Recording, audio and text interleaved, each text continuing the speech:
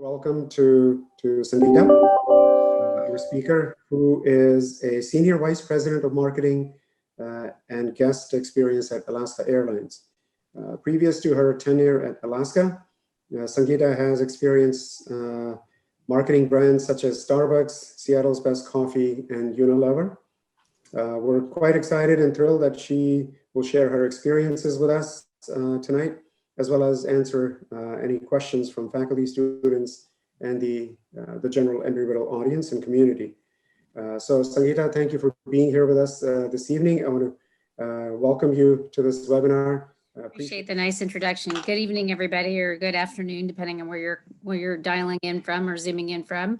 Well, what I thought I'd do is a couple of things. I can walk through my background and how I ended up at Alaska Airlines and my journey to get there, and maybe some things of what I love about what I do, what kind of gets me up in the morning, and then talk a little bit about branding and some of my experience when it comes to branding, and then we have a fun case study to share, and then we can open up for Q&A. So with that, I'll start a little bit about my background. I've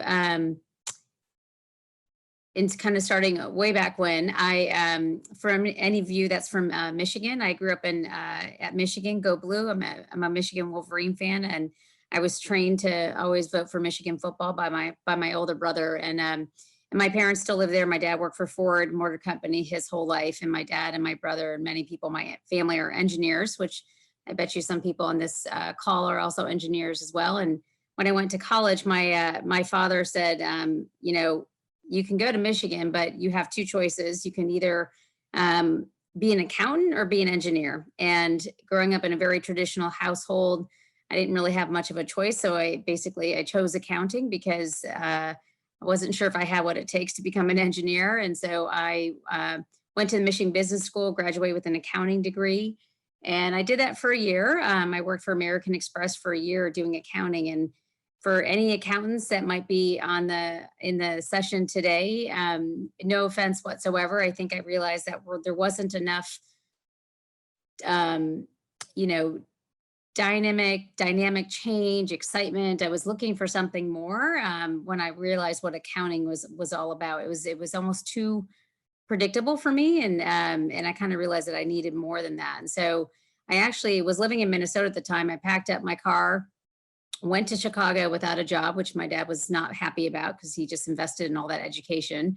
And I started networking with a bunch of different folks, a lot of alumni as well, and really leveraged that hugely powerful network.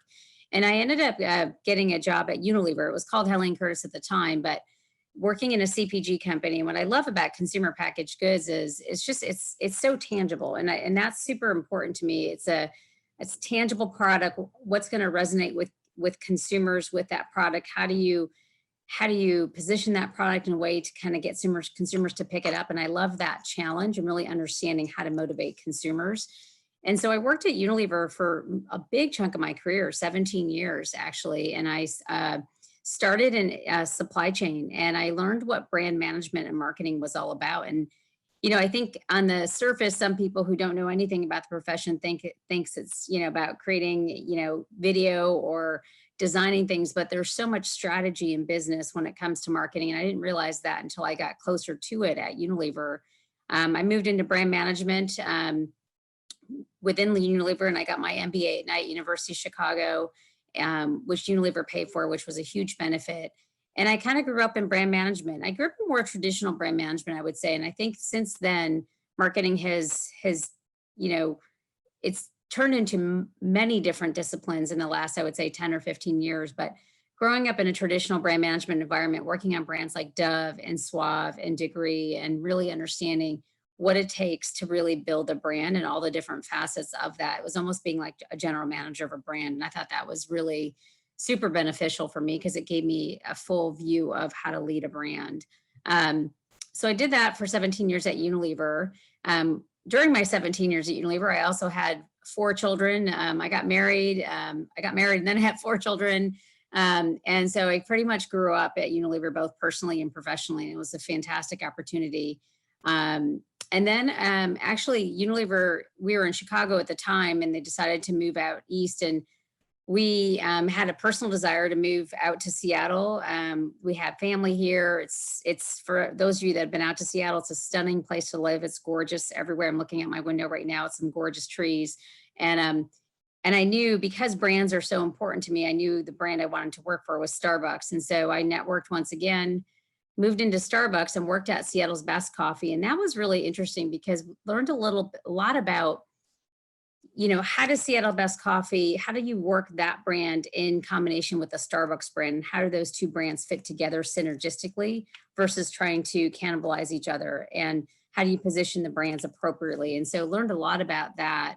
From Seattle's Best Coffee, I moved into innovation at Starbucks and worked on some fun projects like, or initiatives, like putting the at-home coffee machine in people's kitchens throughout the world. We launched a machine called Verissimo to compete against the Keurig or the K-Cup machine. And I will say that innovation did okay, not great, but we learned a lot from it and launched in 7 different countries. Very aggressive launch to really try to provide a high-level coffee experience at home to compete with Nespresso and Keurig. Did that, and then we did a lot of innovation at Starbucks, really trying to fill the 5-year pipeline with innovative beverages that would keep driving traffic through our stores. Worked on that from a global perspective, and to be honest, I figured I would be at Starbucks for many years to come. And I got a call from from a recruiter for Alaska Airlines, and an airline was never on my radar, I'll be honest. I never even thought about it. And when the recruiter said that they're looking for a VP of marketing, it definitely piqued my interest. And so I took the interview. And for those of you that are familiar with Alaska or flown us, it is a unique company. It's super special in terms of the people of the company are so genuine and so kind. And when I met folks like our CEO, Brad Tilden, or our president, Ben Minicucci, the genuineness in terms of trying to do what's right for the company and do what's right for our guests is just phenomenal. And I really felt that. And so I took that role, and I've been now at Alaska for over 5 years. And my first year there was a whirlwind. The brand hadn't been touched in 25 years from a design standpoint. The liveries looked exactly the same for almost 25 years. The airport designs, every touch point from a guest standpoint, digitally and physically, hadn't really been touched. And within a year's time, I worked with a local agency here in Seattle, and we basically developed a clear brand positioning, like what does the Alaska brand stand for? And where we got to was the brand really stands for empathy. And we really understand our customers, and we work hard to service our customers, and this idea of genuine service. And from that brief, we redesigned absolutely almost every single asset within a year. And within a year, we relaunched the brand in 2016. New livery design, new airport experience, digital, everything lit up almost all at the same time. It was just phenomenal. And to see, we did a big reveal with over 3,000 employees, and to see the curtain raised and that new livery design was just, it was probably one of the high points of my career. It was just phenomenal. So we did that. And then we, almost later that year in 2016, I didn't get much rest. We announced we were going to acquire Virgin America, and it was official in December, I believe, in 2016. And then we went into integration in 2017 and 2018 to really integrate Virgin America into the Alaska brand. And I'll show you a little bit of a case study. There's a lot of strategy that went into how do we integrate the Virgin America brand? Do we keep both brands? Do we keep one brand? Which brand is it? Do we have a sub-brand? There's a lot of debate about the Virgin America brand because it has such amazing equity with people, both globally and domestically. And so we really had to understand what makes that brand tick, and what do we want to, how do we make sure we don't lose that? And what does that look like? And so we spent a lot of time. The acquisition was incredibly intense. Alaska has not been through an acquisition, I think, in many, many years. And so it was quite an intensive time period.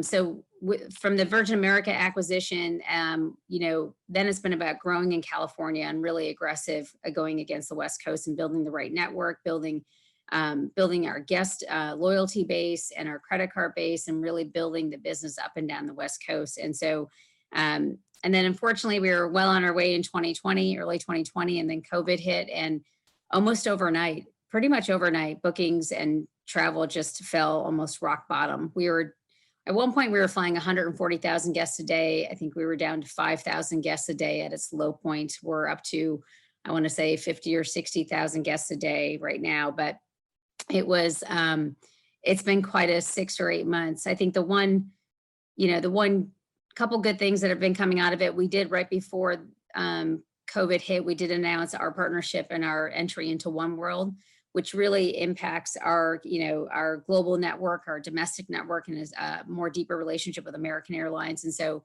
our goal, when we set out in 2020, our goal was to set our brand on a national stage. And we were well on our way to building that network, both with One World and with American, and really giving our guests access around the world. And we'll get back on that track, but 2020 has definitely been a diversion with COVID, and now it's time to get back on that. So with that, what I can do is show the Virgin America case study and kind of talk you through that. And maybe before, Emily, before you bring up the case study, just to explain a little bit of the work that we did before we decided to basically retire the Virgin America brand and keep the Alaska brand. And it was, we definitely took a very objective lens to that. We took a huge step back. We partnered with BCG and embarked on a massive amount of research to really make sure we were making the right decision. And what we did is, and it's a classic case of marketing or a brand strategy and how to go about this. We basically took the entire airline market. And so we surveyed over 5,000 guests with a predominance of people who live on the West Coast. And we basically, we sized the total airline market, and the total airline market at the time was $100 billion in revenue. And then we segmented that market, that $100 billion, we sliced based on the research into 13 demand segments. And based on those 13 demand guest segments, we said, these are the 4 that make sense, that will grow our business, that will appeal to the broadest set of guests, and that will bring us the greatest amount of revenue over the longer term. Of those 4 guest segments, we said, okay, which brand is going to resonate most with these guest segments? Is it going to be the Virgin America brand or the Alaska brand? And a couple of things that came out of that research was Virgin America brand actually it really clearly stood for something. It stood for fun. It stood for feel good. It had a huge entertainment value to it. Even their onboard guest experience with their seatback screens and the on-demand ordering, it had a lot of very cool branding things that made Virgin America unique. But it was also more narrow. It appealed to a smaller group of folks versus the Alaska brand. On the plus side, the Alaska brand was more broadly appealing to a larger group of guests, setting us up for future growth. But the challenge with the Alaska brand, which I'll even talk about later, is we didn't really clearly stand for something and have that kind of that clear point of view like Virgin America did. And to me, that's one of our Achilles heels right now as we kind of go into the future. Is we need a bit more of an edge. We need to make sure we stand for a couple of clear things so people know who we are. And so we're a little bit more faceless than Virgin America. But that being said, we knew we could transform the Alaska brand to still appeal to that broader group of people versus Virgin America. The other thing that the research with BCG revealed was the amount of loyalty that we have built in the Pacific Northwest is so deep. The loyalty that we have built with our guest base is deeper than any other airline has built in their respective hometown. And so we knew we had a secret sauce where we know how to build deep loyalty, and that loyalty pays off year after year after year. And so what it really should, and that loyalty was even deeper than what Virgin America folks had with their flyers. And so it showed us that if we were to go with the Virgin America brand name and get rid of the Alaska brand, we would have lost a lot more because of the loyalty we've built in the Pac Northwest. We would have lost a lot of flyers. It was less risky to retire the Virgin America brand and keep the Alaska brand, but we also knew we needed the Alaska brand to appeal to Californians, and how do we evolve our brand to do that? If that makes sense. So with that, I can, Emily, if you want to bring up the slides. So the case study is the branding piece. So we made the decision to retire the Virgin America brand, and I remember probably a not so high point in my career was announcing it to 3,000 Virgin America employees that we had to make the tough decision to retire the brand, and that was a tough day. I remember. But then our next challenge was, okay, we're going to keep the Alaska brand, but we need to appeal to Californians and specifically appeal to people in San Francisco that love the Virgin America brand. How do we tell them that this is going to be okay? Because of this merger, you're going to get goodness out of it. You're going to get more loyal. You're going to get more rewards. You can get more routes. You're going to get even more perks by us coming together, because you're going to get more utility out of these airlines coming together. And Alaska is a great brand. And so the idea that kind of came out of the marketing campaign of how do we appeal to these folks in San Francisco particularly, and we said, I don't know if you guys ever, you see couples that you, in your lifetime, there's couples that you come across and you're like, I'm not really sure I would have put those two people together because they seem so different, whether it's in personality or style or whatever. And I think people looked at our two brands of Virgin America and Alaska, and they said, they would look at our two brands and said, they don't make sense together either. And so we kind of came up with this campaign idea around different works, and things that may seem different on the outside actually do work well together. So with that, if you go to the next slide, Emily. So the challenge was to convince Bay Area flyers that Alaska and Virgin America do belong together and we can make good things together. The insight is two great opposites coming together can create something new and even better. And the idea is different works highlight other unexpected but surprisingly great combinations. And I think the next one might be the video, Emily. If you want to play the video.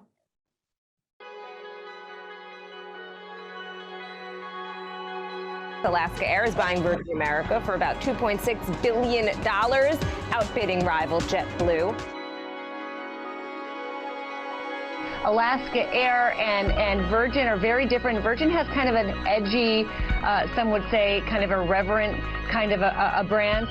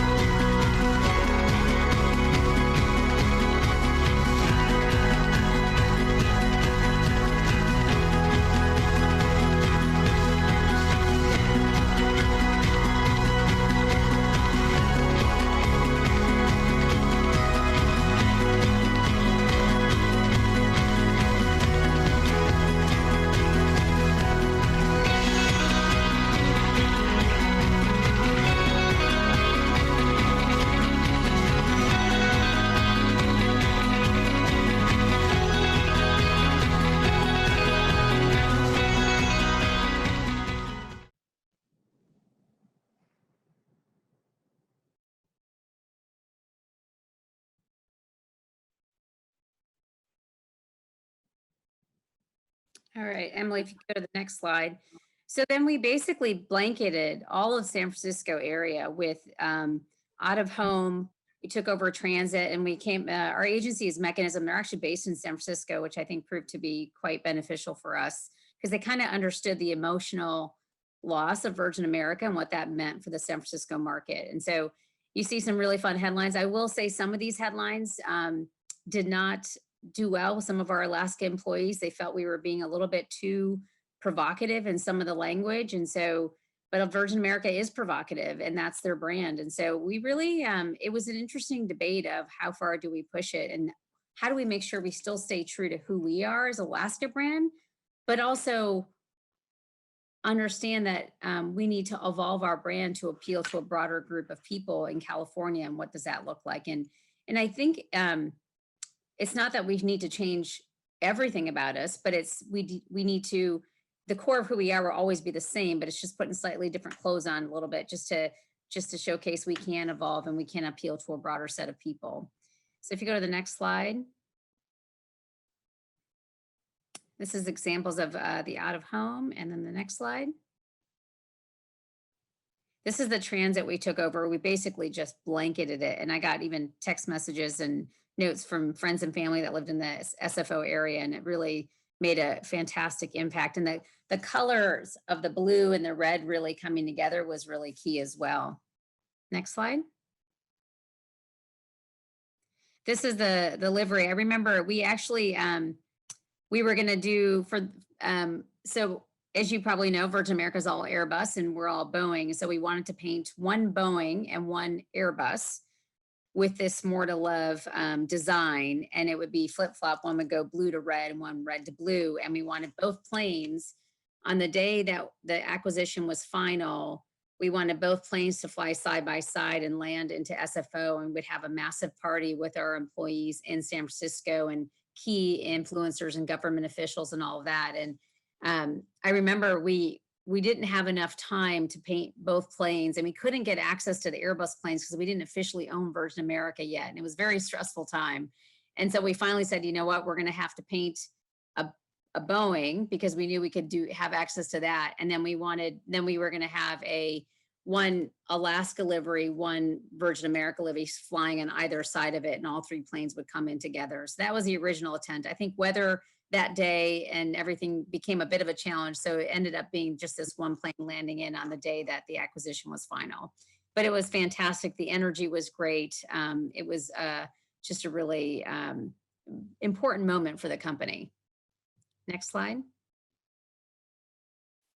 This was, one thing that I'm a big believer in, and Natalie and my team and her team is they're fantastic at activating the ideas and making sure the idea is just not billboards, it's just not digital.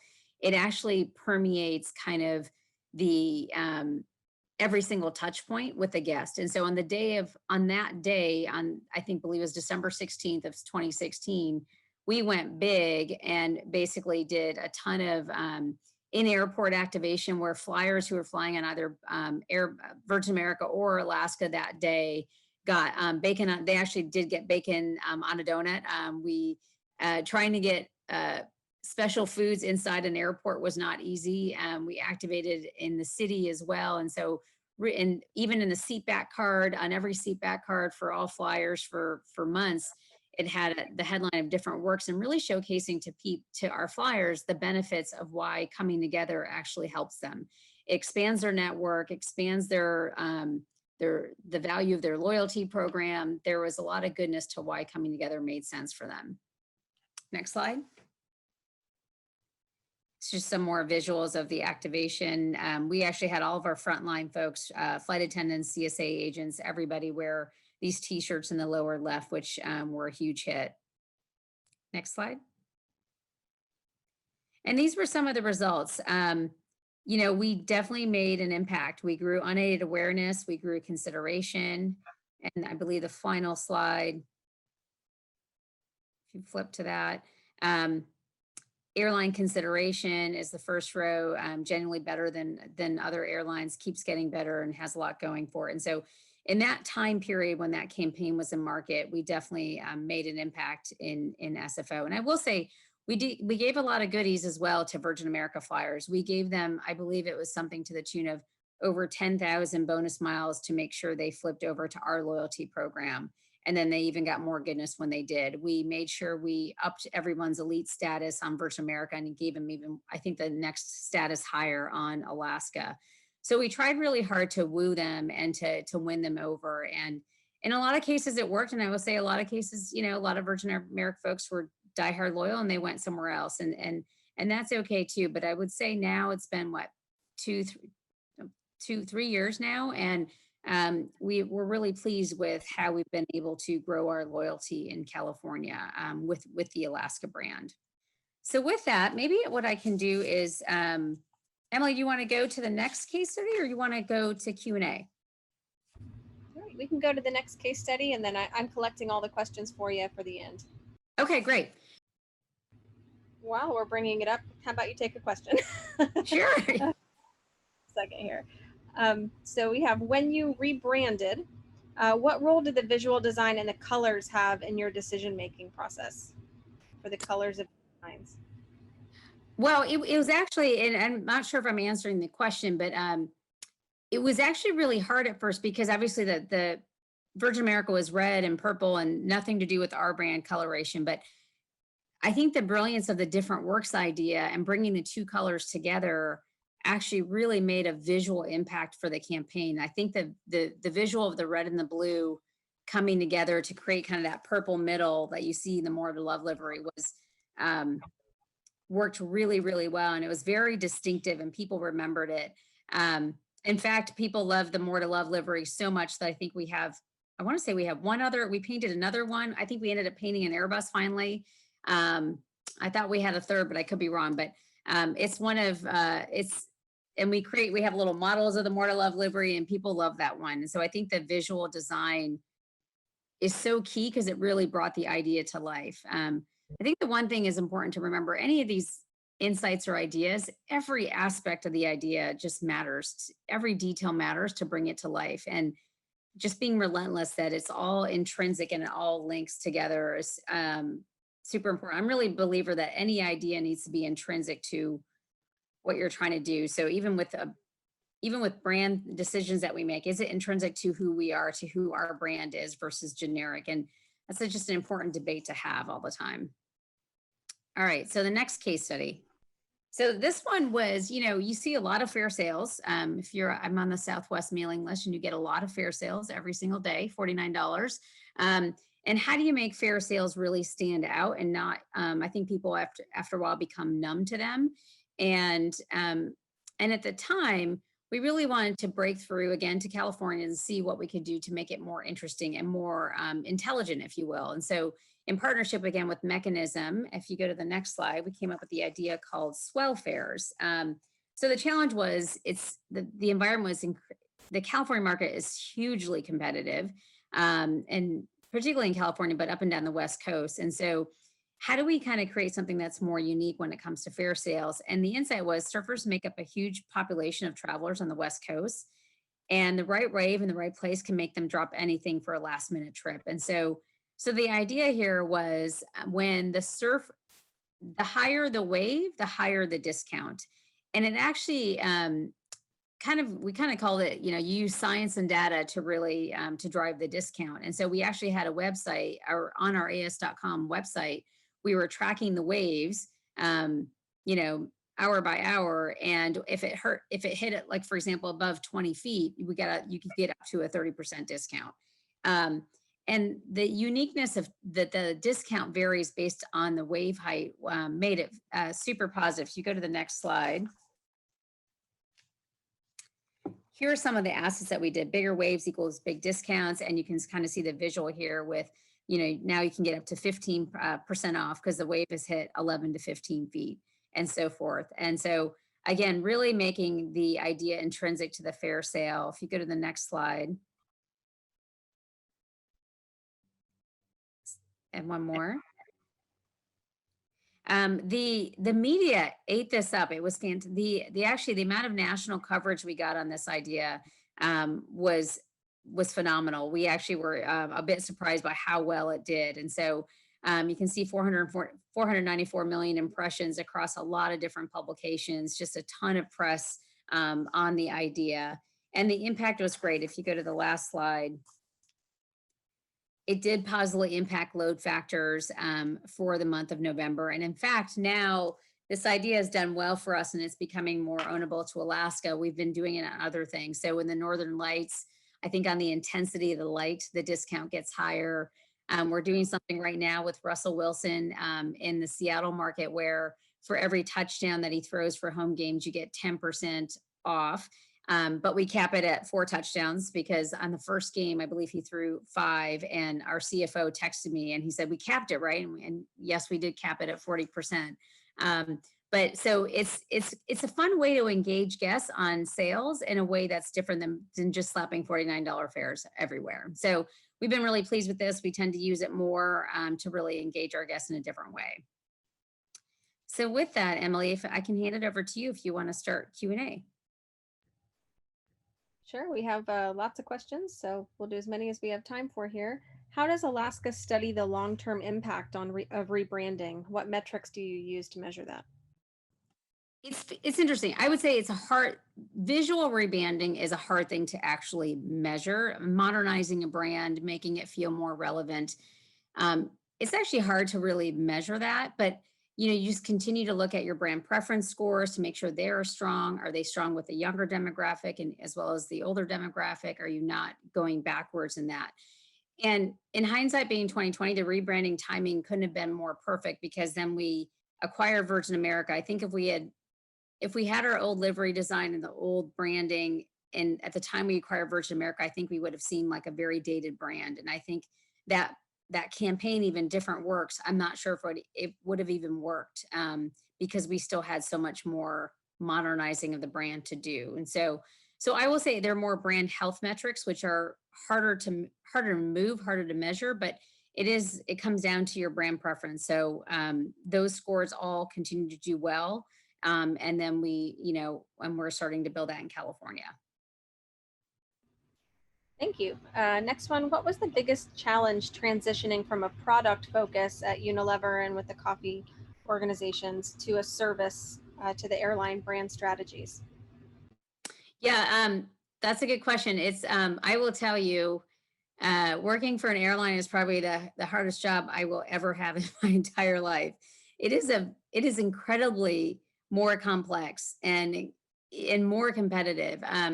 Just the fact that you have a guest in your care for could be up to 10 hours, right? If it's a 6-hour flight to Hawaii, time they get to the airport, the time they deplane, the time they get their bags. And there's so many different guest touch points where you can succeed or fail. It's really hard. And, versus you go into a Starbucks store, it's like maybe a 5-minute interaction. But making sure you're keeping your guests satisfied and happy for that amount of time, and the number of things that can go wrong, weather delays, mechanical delays. How do you, flight cancellations when COVID hit, the amount of cancellations was massive, and how do you reaccommodate passengers? So I would say the guest piece is incredibly more complicated than it is even from my Starbucks days or in the retail world. And then I think just running the business from an operations standpoint, revenue management standpoint, margins are tough. It's a tough industry, especially right now with COVID. So I would say, my first couple of years, it was personally and professionally really hard for me. I won't lie. And but I've learned a lot, and I've come to appreciate that anyone that works for an airline is kind of a glutton for punishment, but it's so dynamic and it's so challenging and invigorating. It really, there's not one single dull moment working for an airline. And I find it just, that's what I love about it. I love the constant change. I love the challenges. Thanks. What were the challenges in integrating Alaska Airlines and Virgin with the marketing staff into one team together? And how did you overcome those challenges? From a team standpoint? Yes, with the two marketing staffs together. Yeah. So what we did, and it was hard, the Virgin America employees from a frontline as well as management, they signed up to be part of the Virgin America brand. I think when you sign up to work for Alaska, a lot of folks sign up to work for an airline. I think a lot of folks signed up to be part of the brand versus the airline on the Virgin America side. So it wasn't easy to convince, we really wanted to bring as many marketing folks over as possible. The other challenge was people were living in San Francisco, which is a great place to live. And so to incentivize them to come to Seattle was also challenging. And so we brought over, not a lot, a handful of marketing folks that were willing to make the leap to come to Alaska, both from a professional standpoint, because it wasn't the brand they signed up for, which I totally get, but it was also a personal thing to move from SFO to Seattle. And so we did get a handful of folks, but I will tell you,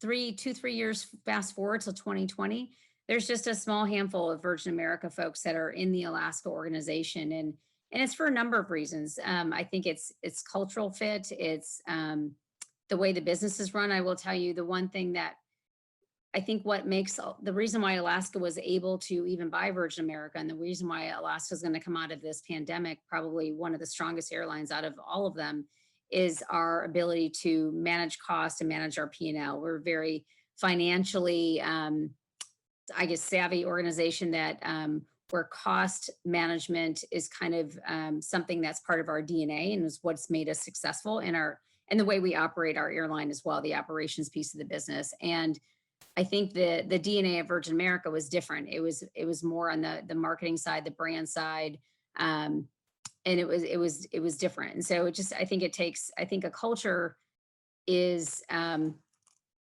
of built over decades, and the Alaska culture was more about that financial discipline.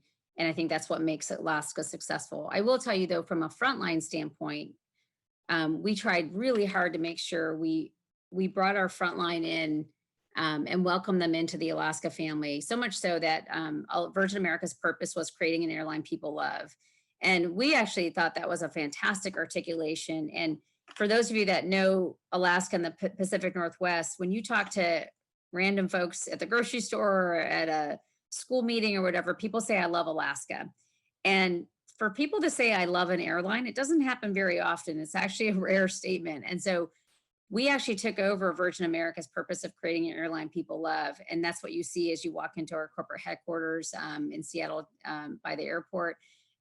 We also revised our values, and we worked together as one culture with Virgin America Frontline and our own teams to say, let's come up with our values together. And so we got to 5 values, and Ben Minicucci, our president, led us to this to really try to say, this is one culture.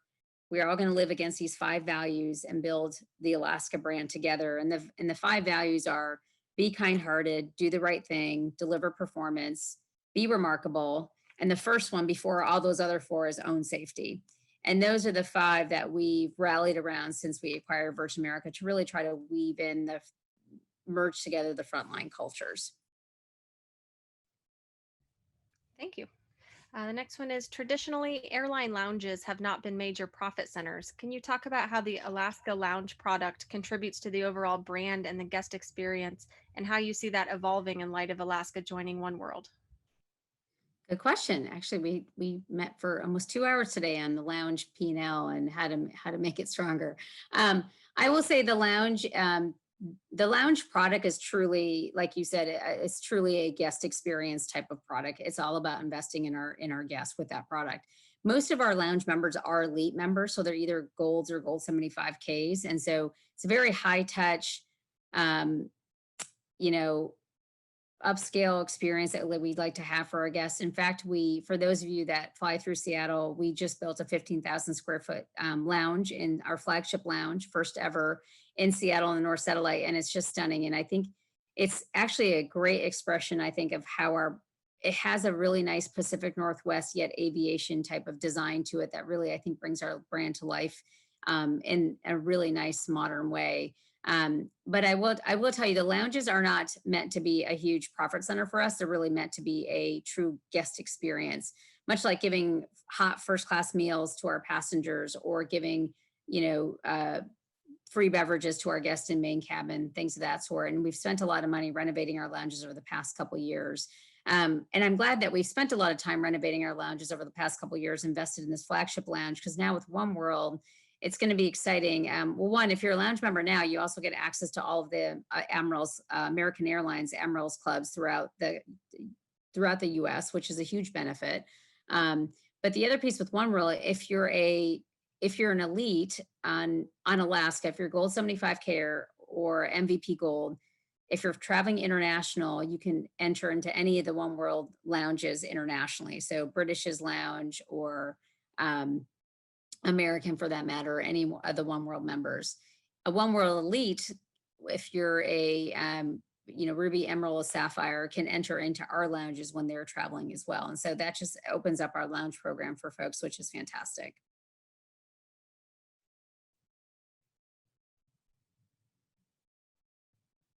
Next question. Sorry. When Alaska decided to move away from the prayer cards for flyers, was there any pushback from the evangelical community? Was a question asked. I'll be honest, I wasn't here when that decision was made, when the prayer cards was taken off, and I actually can't remember what year it was. But I can't honestly answer that question because I don't know what the pushback was at the time. Thank you.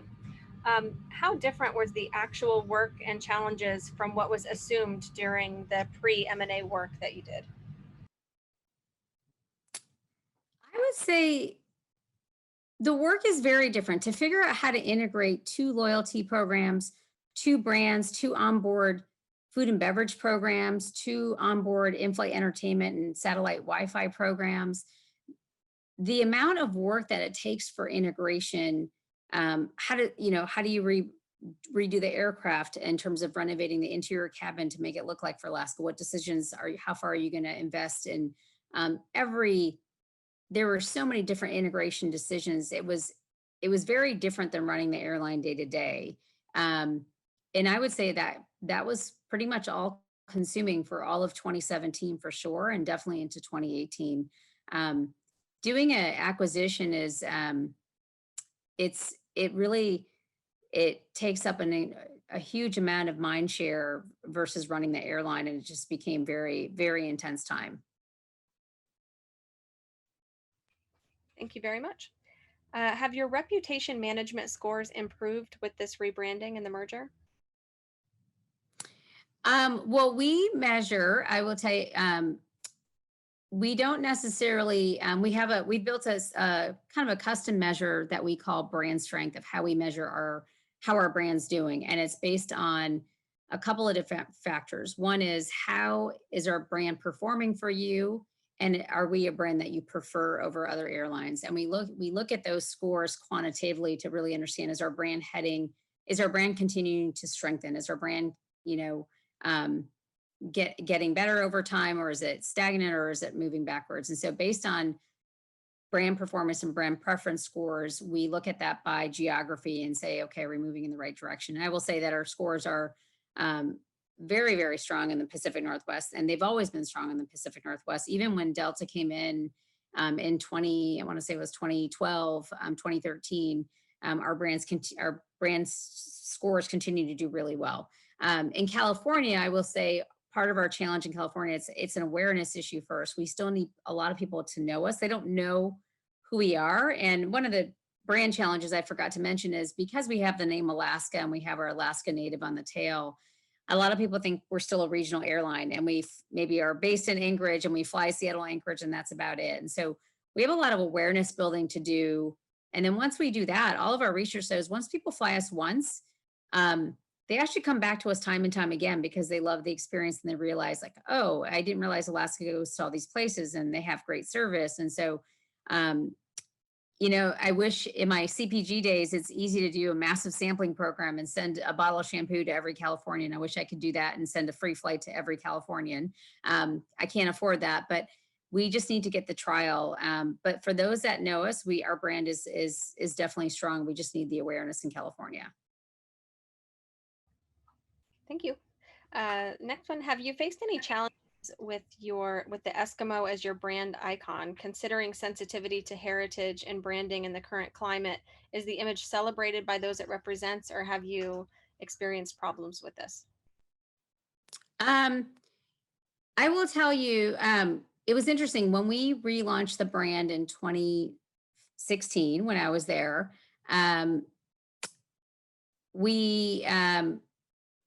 There was a lot of debate about what we call him and how do we make sure we're respectful of the Alaska Native community in the state of Alaska. We did a lot of focus groups. We talked to a lot of people to make sure we're being respectful. I will be honest, I think we made a couple of missteps back in 2016.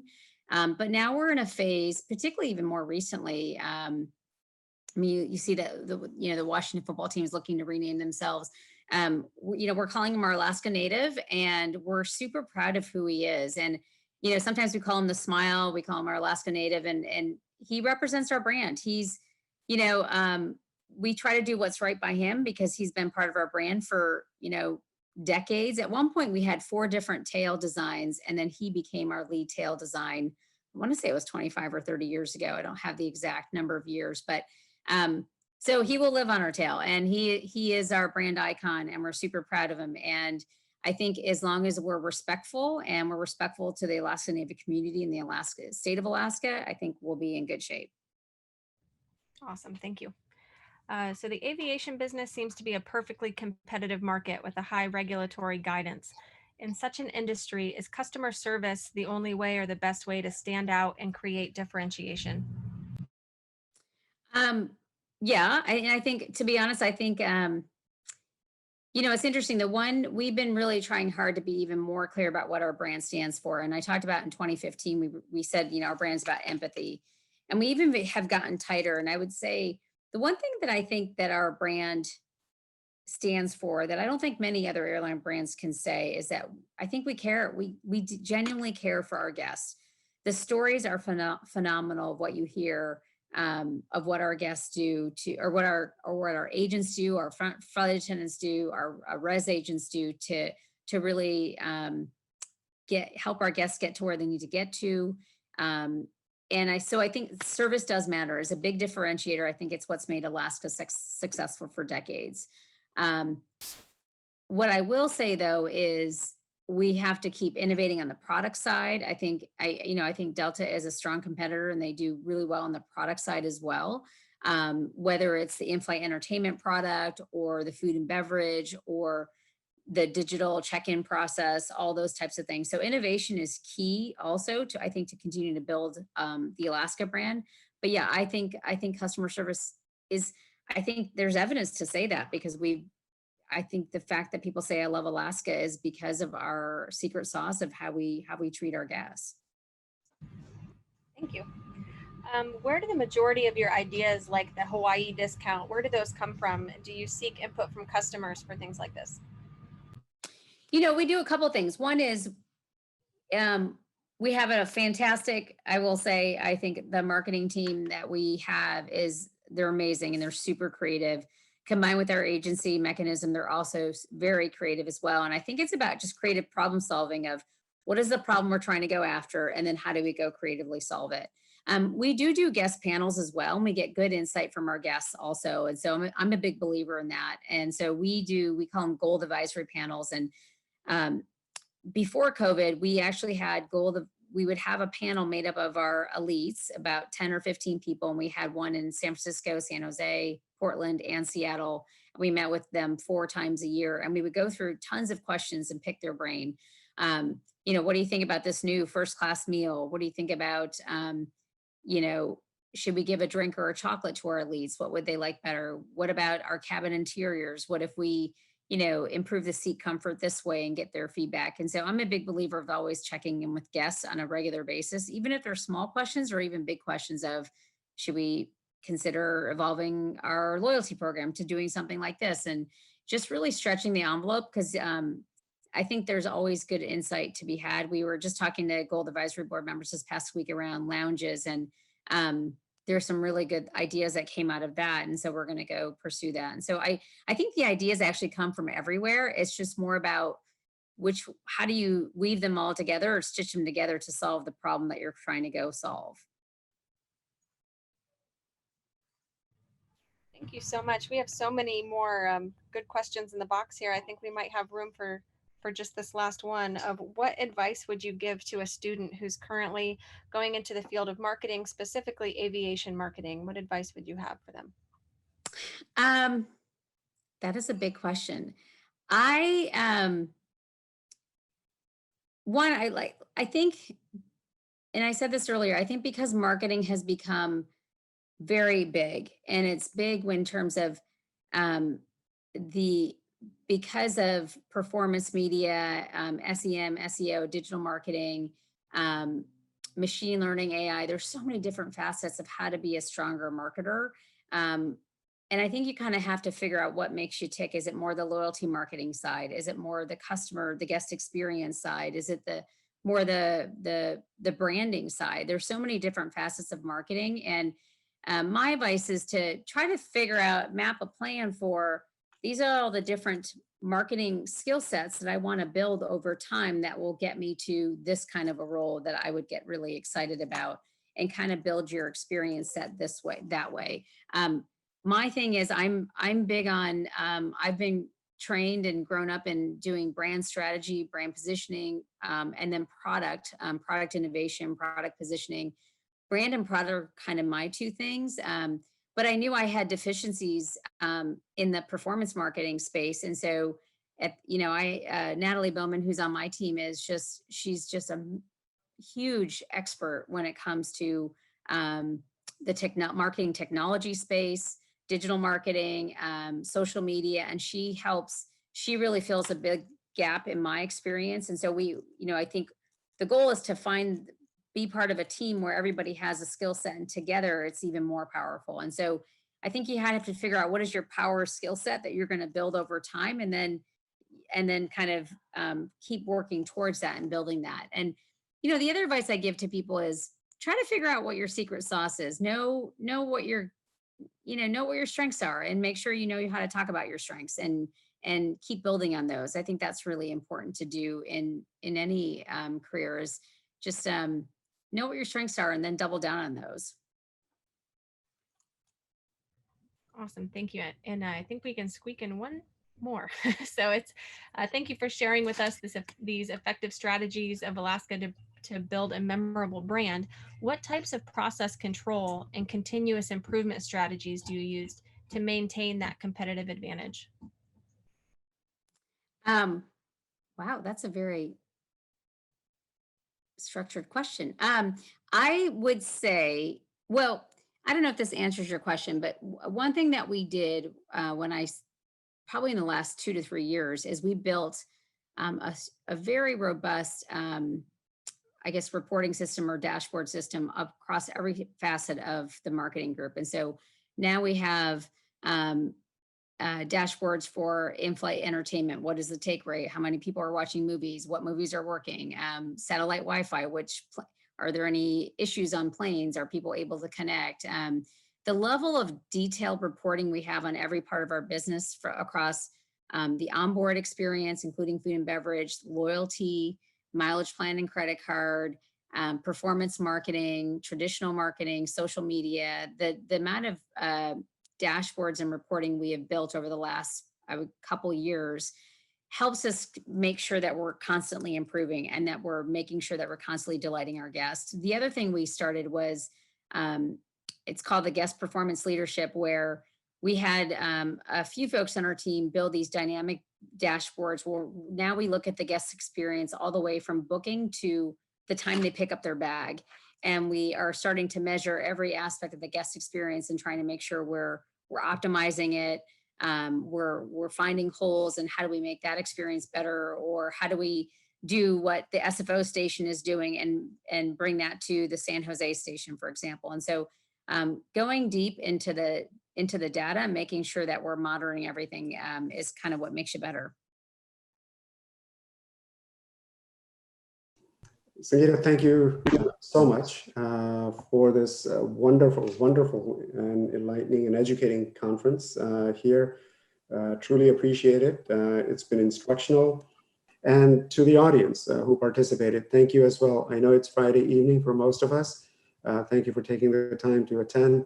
I hope you learned something. You picked up some interesting pieces of information that will help you expand just individually, or if you're a professor, then hopefully you can bring in some of these lessons into your classes. So Sangita, from all of us at Embry-Riddle College of Business, thank you so much once again. And everybody, thank you and have a great evening.